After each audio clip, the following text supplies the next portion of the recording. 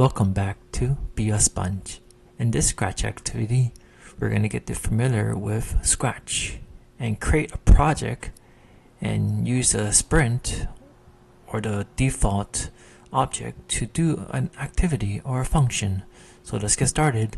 So right next to the Scratch icon, click on the Create to create a project.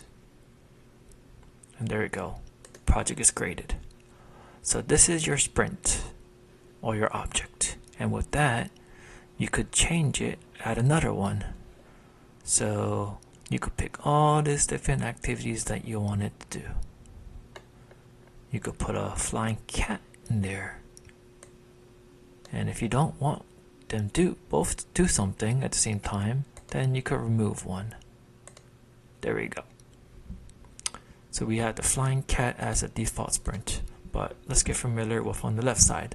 So you got the move functions, then you got your looks, then you got your sound, then you got your events, then you got your controls, sensing, operations, variables, and my blocks. Also, you got the costume, where you could change certain items or you could make it create a sound. But right now we'll just do basic. So let's get started. You can also scroll up to all the different motion code. So for the cat, let's tell it to move 10 steps. So if then you click on it, it'll move 10 steps. And then we want it to say something. So I'm going to go to a look and click on hello, or to say hello, or say meow every 2 seconds. And then we're gonna do let's make it sound something. Play a sound until it's done, or play a sound. Let's let it pop. So meow, pop. You got to hear both of them. But instead of you clicking on it, let's do something that will get continuous or keep it moving. So we're gonna add an event. So when you click on this flag or go function, it will do it for us. So there it goes. There it goes again. But we could also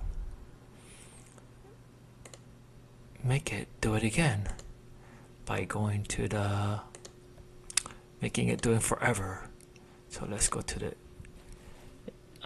the controls and do forever and put it right there. So every time it does, it's gonna do it for a long time until we click on stop. There it goes. It keeps going. Stop. Also, we could click on this button to make it larger so we could see it in bigger screen.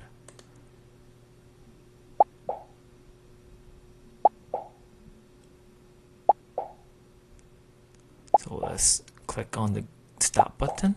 So make it stop, minimize. The last thing we're going to do is save the project so we could use it again. So let's say getting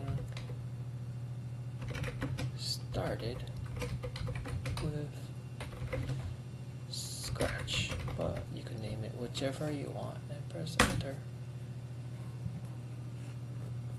Save now. There we go.